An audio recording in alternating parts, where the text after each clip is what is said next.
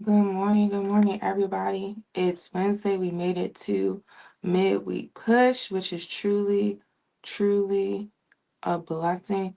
I hope and pray that everybody's week so far has been great and that you're ready to get um through this hump day, this midweek. I think hump day or the midweek is very important for us to navigate so that we can get through the rest of the week. But I'm just excited to see what God has in store for us for the second half of the week because He definitely has something in store for us for the second half of the week. Before I get started, I will open up with a word of prayer. Lord, Heavenly Father, precious name of Jesus, we just come to you just to say thank you. Thank you for this day. Thank you for waking us up this morning. Thank you for being God you are. I just pray that as we dive into your word, that you'll be with us, that you'll guide us, that you'll keep us, and that you'll embrace us. I pray over every person that watched this video. I pray this word will just touch them and help them to understand that they are coming out. They are coming out. I just pray that you just allow me to decrease and you can increase in and through me. We love you, we honor you, and we praise your name, Jesus. We pray. Amen. If you have missed Morning Manna, you can always catch up on Morning Manna on Facebook. I have two pages, a ministry page and a personal page. My personal page, you have to friend me or follow me. On my ministry page, you have to like and follow. So definitely highly suggest that you do that. And also, I have a YouTube channel. I am JaNea Hailey. You should definitely check that out if you have not already done so. So for the month of December, the Lord gave me the subject, I'm coming out. I'm coming out. So it's basically about overview. What I feel like what it's about. It's about when we're in circumstances and we're trying to get out of them, or the fact that we're coming out of a season, maybe coming out of a season of uncertainty, or coming out of season of a lot of warfare, or coming out of a season of a lot of things happening to us, or even coming out of a season of bondage. But it's about coming out of something and different things we need to understand as far as coming. I'm coming out. So if anything touches your heart, if anything resonates with you that I say, highly suggest you can comment it below. Say any comment you would like so I can see that you're listening and I know that you're paying attention to what I'm saying.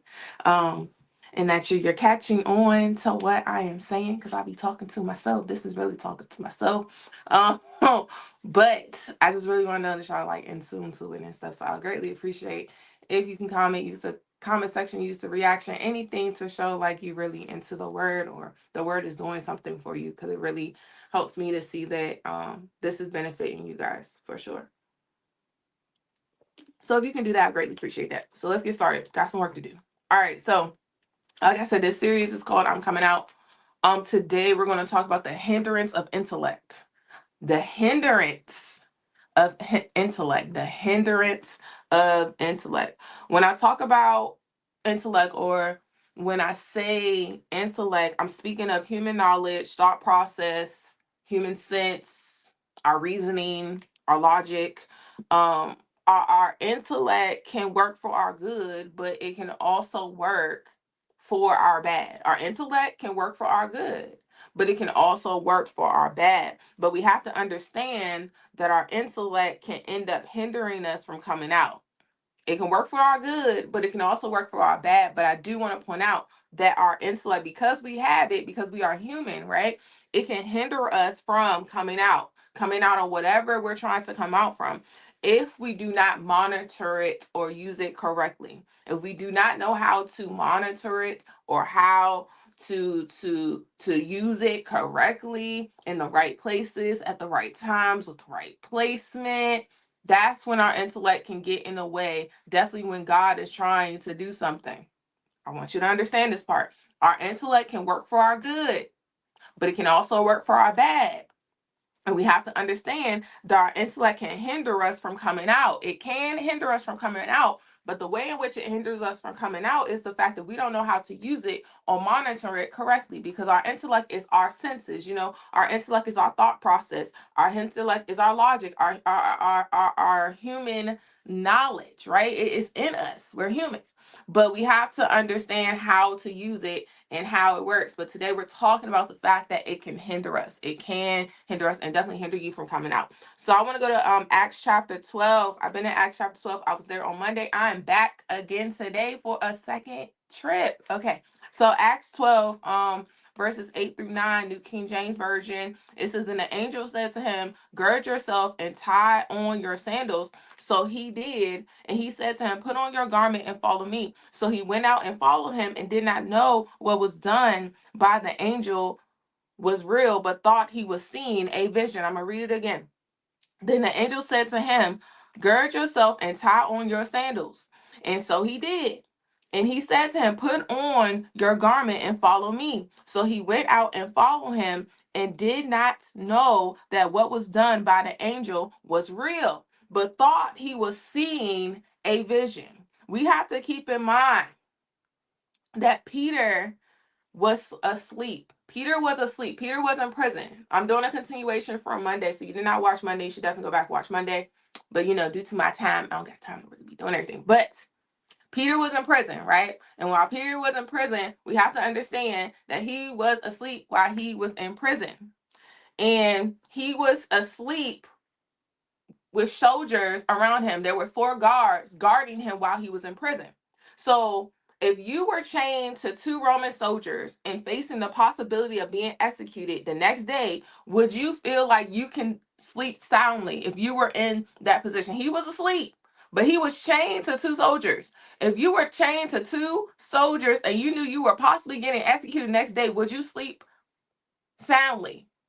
I don't think you would sleep silent. I wouldn't, because that's a lot on my mind. I'm chained to 2 people and I might get executed tomorrow. That's a lot to think about. But Peter was able to do that. And Peter was sound asleep. But the angel had to awake Peter, which was prior to verse 8. I started at verse 8 today, which was prior to verse 8. But there is something about Peter being awakened, which I will come back to in a second. So Peter was able to be asleep before facing possible execution because Peter had the knowledge that Herod could not kill him. So he was put in jail by a king. But although he was put in jail, put in prison, which I always want to say, by a king, right? Peter was still able to go to sleep, and that did not bother him. The reason why that did not bother him, because Jesus had promised Peter that he will live to be an old man and in his life crucified on a Roman cross. And that is found in John chapter 21, if you would like to read that on your own time. But Jesus had already promised Peter that he is going to live to be old, and that also he is going to be crucified on a Roman cross. So Peter simply laid hold of that promise and committed that, or was committed to that promise in the entire situation. So he had peace in God while he was going through his circumstance. He held on to the promise that Jesus has given him, so he was able to sleep on that promise. I need you to catch that. He was able to sleep on that promise, and he was able to have some rest. He did not know how or when God would deliver him, but he did know that deliverance was coming. He did not know how and when God would deliver him, but he did know that deliverance was coming, because he knew, okay, Jesus promised me that, I'm going to live to an old age, but I'm going to be crucified on a Roman cross. Obviously, I'm in a prison right now, chained to 2 soldiers, and this is not what Jesus said. So I'm going to just go to sleep, because I don't think what they got going on is going to work for me. That's basically what was happening, which was mind boggling. But he knew the fact he was going to come out. He knew he was going to come out. And another aspect, also, which is prior to verse 8, is that the church was also praying for him, right? The church was praying for him. So he held on to the promise from Jesus, what Jesus told him back in John chapter 21, but also the church was praying for him. That's important. People were praying for Peter prior to verse 8. But let's go back to the fact that Peter was asleep in the midst of his circumstance. He was in prison and he was asleep. He was chained to 2 soldiers and he was asleep. He was asleep. So let's go back to that part, right? So awakening Peter, the angel told him to get dressed and follow him out the prison. Supernaturally, as Peter followed the instructions, God caused the chains to fall off his wrist. We realize that it's not said in the text. We realize that it's not said in the text. But we see that God had to cause the chains to fall off his wrist. When he stood up, the chains were able to come down. When he stood up, the chains were able to come down, which shows, which is really kind of cool, which shows that the angel, if you read prior to verse 8, the angel just says, arise. I'm paraphrasing, but the angel just says, arise. And because he arose, the chains were able to come down and he was able to follow the angel, right? Of course. But that shows that the angel wasn't speaking to what was keeping him bound, but he was speaking to, or the angel was speaking to Peter's posture. He wasn't speaking to what was bounding Peter. He was speaking to his posture because he told him to arise. So the whole time, through all of this, things that were happening, Peter thought it was a vision. He 100% thought all of this was a vision. While this was going on, he thought all of this was a vision because it just seemed so unreal. That's what the text said. That's what the text said that I read today. That he thought everything that was being done by the angel, he thought that it was a vision. And this kind of prompts so many ideas in terms of how our intellect can hinder us, right? How our intellect can actually hinder us from coming out. So it kind of made me think of three questions. Does our intellect hinder us as we pursue coming out? Just thinking about this whole situation with Peter. He's in prison. The king put him in prison. He got 4 guards holding him. Although he's supposed to get executed next day, he's still sound asleep, like nothing's like he don't got no issues. So then the angel has to come wake him up. When the angel wakes him up and tells him to arise, the chains just fall, and he just follows the angel. So can our intellect hinder us from coming out?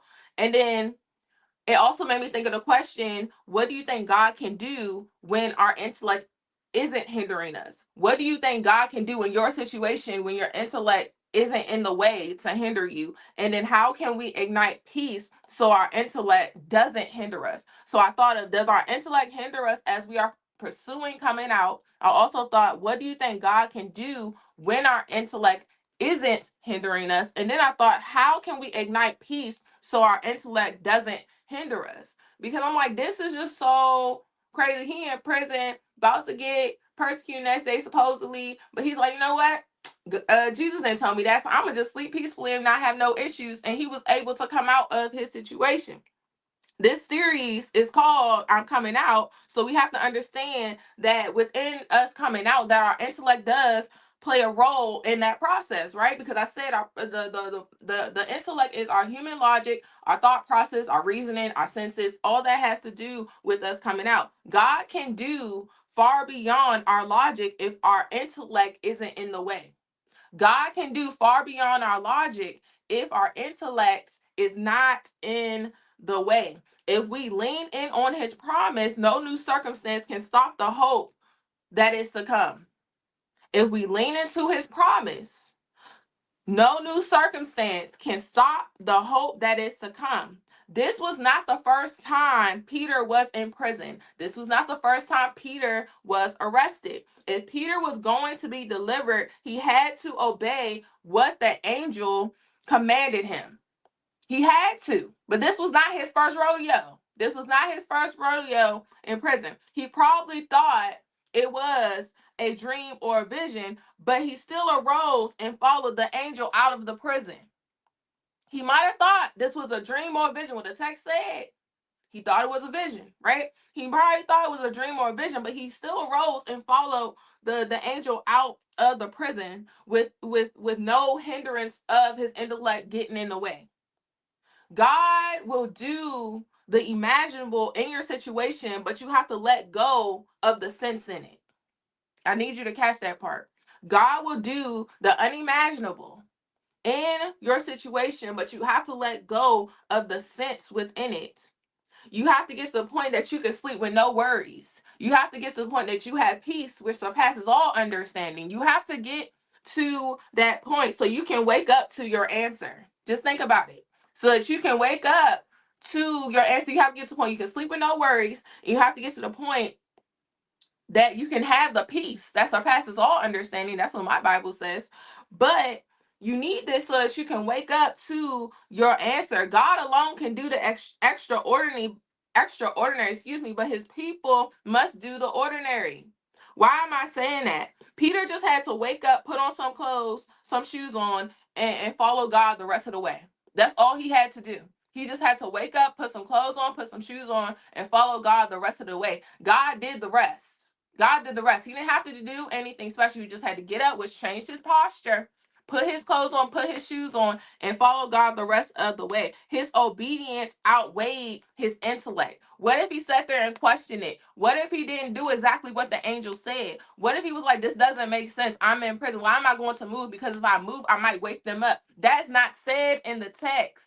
That is not said. He just got up and followed the angel. So just imagine in your own situation, maybe things are just waging a little bit for you because your intellect is putting a hindrance on your situation.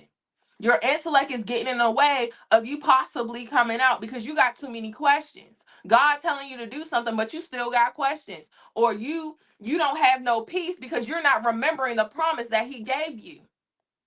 You haven't had no peace because you're not remembering the promise that he gave you. You're not trusting that God is greater than your circumstance. You're not trusting that although you're in the circumstance, that it maximizes God and it should minimize your intellect. You haven't gotten to that point. That's why you ain't coming out yet. That's why you can't. That's why you ain't coming out yet. That's why. He was asleep, woke up, followed some instructions, and came out. But his intellect did not get in the way. And sometimes God has to move when your intellect is not getting in the way or not hindering you. That's the word I use. It's not hindering you. Sometimes your intellect can hinder you getting out or coming out. It can get in the way of you coming out. It can get in the way of you coming out. There's hindrances to your intellect. There are hindrances to your intellect. You have to get to the point that you don't allow your intellect to outweigh what God is telling you to do. Stop questioning him. Stop doubting him. Stop complaining. Maybe if you leaning on the promise that he told you, whenever he told you, maybe you can sleep at night. And when you sleep at night, you can have the peace that surpasses all understanding. So then when you wake up, you'll wake up to your answer. But you haven't had no sleep yet because you have not remembered the promise that he gave you. You have not remembered the promise that he gave you. That's why you haven't came out yet. But this series is about I'm coming out. So I'm trying to get you to the point that you get out. But your intellect is going to be your hindrance. Your intellect can hold you back. He didn't question the angel. Although it seemed like a vision, although it seemed like a dream, he was following all these instructions. He didn't question it. He did the ordinary thing, which was just put some clothes, wake up, put some clothes on, put some shoes on, just follow the angel. Why can't we just do the simple task that God tells us to do and let him do the rest? Why can't we get to that point? Why do we always have to question everything? Why does everything always have to make sense? It does not always have to make sense because God can do the extraordinary. He can do the extraordinary. We just have to be obedient. We have to be obedient. Obedient plays a grand role in you coming out. But in order for you to be obedient, you have to get your intellect out the way. Your intellect cannot be in the way of what God is telling you to do. Peter's intellect did not get out the way for him to get out that prison, to walk out that prison, okay? He didn't have to break out. He just walked on out. So just imagine if you just stop with your intellect, how God can just walk you out your circumstance. With no scratches, with no bruises. Just simply walk. Just think about that. Just think about that. I know I kind of seem all over the place, but I'm just trying to get us to that point. Our intellect can be a hindrance. It can be a hindrance. But there's no reason why you shouldn't be getting no sleep. There's no reason why you shouldn't have no peace. He had peace, man. He had peace. He just had to be awakened. He woke up to his answer. Like that's just mind-boggling to me. I can preach this thing for real. But I don't got time. But yeah, our intellect